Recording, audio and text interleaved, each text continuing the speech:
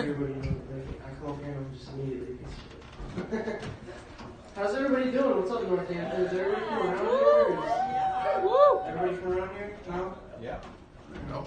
I'm not from around here. I'm from Connecticut. I talked about this way too much last week, but I quit my job last week, actually. So here I am, in front of everybody here. This is where I ended up. What's going on, guys? So anyways, I came here to tell you guys a story. But before I do, I just want to mention, I don't see him here. Bobby?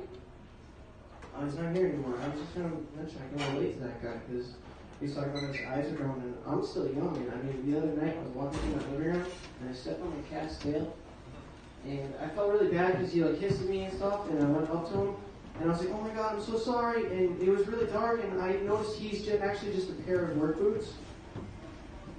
So, yeah, I actually said, I apologize to my pair of work boots for stepping on the laces. I'm laughing around this. Anyways, so I come from a small town, guys. I'm not from here. I'm from Stafford Springs, Connecticut. It's where they spawn all the crazy people. And because, I mean, you guys, you're all from like, the city area. You don't know what I've been through. I grew up in the woods. And so I'm here to tell you guys a story about how I went to this guy's house, and I walked into a house full of people who were tripping on psychedelic mushrooms, which I'm sure nobody really has much of an experience with. You should not ever. They're not good for you. Everybody comes to you with their experience on psychedelic mushrooms, and it's always something different. I don't see any consistency at all. At all. I don't see any consistencies because, okay, so do any of you guys have that one friend who will call you with something very serious, but it shouldn't matter in real life circumstances, but you will still drop everything you do when he calls you with this serious phone call because it's serious between you and them, just the two of you. So you drop everything. You'll call out of work. You'll just do it. He'll tell you, call out of work. You better bet I'm calling out of work because this is one of that guy. So he calls me up. He says, "Hey man, I'm about to pull the most legendary thing ever, and you need to get over here right now because this shit's going down. You want to see some shit, guys?" And I said, "Yeah, I want to see some shit." Okay, so we're going over there to see some shit, and I go up to the door. And I already told you guys everybody's tripping on mushrooms in there because I didn't know this yet. So I go to the door and I knock and it opens and the latch obviously pulled tight. You see the eyes? You see the eyes poking through? You know what I mean? Like you see that little crack in the door, the eye like looking around. Okay, so I see the eyeball, and I'm like, okay, I'm going to use a bunch of fake names, because honestly, the reputations of these people in this story, this is a crushing, absolutely death-defying, crushing reputation story. I would not want to ruin these people's lives over this story. So I'm just going to use a bunch of fake names. So Jonah is at the door, and I go inside, because he lets me in, obviously. He finally made out that it was me. And I go in there, and, you know, my buddy Tim invited me. I'm like, what's going on, guys? I already know everybody in town knows me. It's just that kind of town. So, you know, there's like maybe 5 people in here. And I go and sit in the corner, and, you know, just kind of mind them up. They don't realize that I'm here to actually, like, see a show. They're just hanging out. And one of them's just kind of hanging out by herself in the bathroom. So there's that. They're all playing poker. And they're not actually playing poker. I think they're just playing a game of stare at your cards. You get it. So I see them staring at the cards and nothing's happening for a while. And Tom's, oh my, fuck! His name, yeah, Tim. Yeah, so, fake names. Let's throw that out the door. So Tim is sitting there and with a big grin on his face, and that's when Jonah realizes that Kay is still in the bathroom, and she's been in there for about 30 minutes. And girls, does it take 30 minutes to pee? Sometimes, right? No, when your wife's getting ready for whatever it is, or she's peeing or whatever. Yeah, no, I can attest to this. They take maybe 30 plus minutes, but still, I guess when you're on psychedelics, it actually feels like an eternity.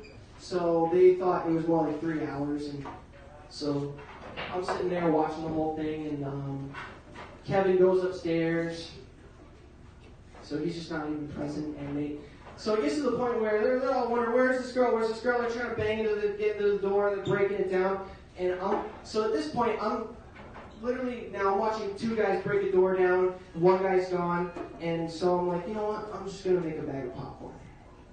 I go over to the microwave, I just see it sitting, it's on top of the microwave, and they're all on psychedelics, so they're not going to be making a bag of popcorn. So I just go there, sit down, have a bag of popcorn. Because I just had this weird feeling it's going to get good. I mean, let me tell you a little bit about Tim. He's Korean and Irish, and I'm sure nobody in this whole entire room is Korean and Irish. It doesn't exist. It's a statistical anomaly to be Korean and Irish at the same time. You literally have two demons inside of you fighting each other constantly, and you're just this statistical anomaly of a person.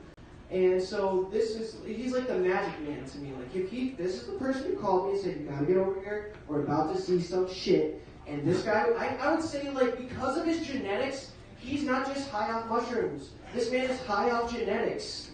He's literally on some prophetic level of some shit right now. So that's when they break into the bathroom and find Kay. And Kay is completely covered in fecal matter from head to toe. And she just got painting her latest work on the floor. It's a Picasso of the shit that Tom wanted me to come see. So, hello? Oh, wow. It died. Checking 1, 2. Yeah, We're back. Hi guys, we're back. Yeah. So just as the shit hit the floor, the mic turned. Oh, I gotta stop laughing. Okay. So at the same time, there was a knocking at the door, and damn it! I hope he doesn't kick my ass. So anyways, so his shit-eating grin is even bigger at this point, because I had a weird feeling that he knew this was coming. So Jonah answers the door, and it's the police. Hello, everybody in the house is on psychedelic mushrooms. I'm the only sober person in the room, and the police just showed up. Kay's in the bathroom covered in shit. Welcome to my life. So, I'm still sitting around eating popcorn, so it's actually kind of cool. I don't mind so much. I had a feeling, because I could tell by the grin on his face. So when Jordan answered the door and I said, "Is Tim here?" And this really bothered me, because you guys ever had a friend who was a rat? And you just looked at him and you said, "You're a rat. You mother fritter, you're a rat." Because he said, "Yeah, he's in here." Little did I know they had a little conversation before the door was open. He's like, "I'm ready to let him go here." I had no idea. So he says, "Yeah, he's right here." He lets him in. He didn't let him in. At first they said, "Well, is he here?" And he said, "Yes." And I said, "Well, can we talk to him?" He said, "No." So that was the point where the police said, "You're interfering with our investigation. We're coming in." They come in, and at the same time, Jonah's letting Kay out of the bathroom, completely covered in shit. Did you guys ever know that shit is actually a huge threat against people in general? Well, if you approach somebody with shit, it's a huge threat on multiple levels. They immediately, for some reason, pulled their holstered weapons and pointed it at the shit monster.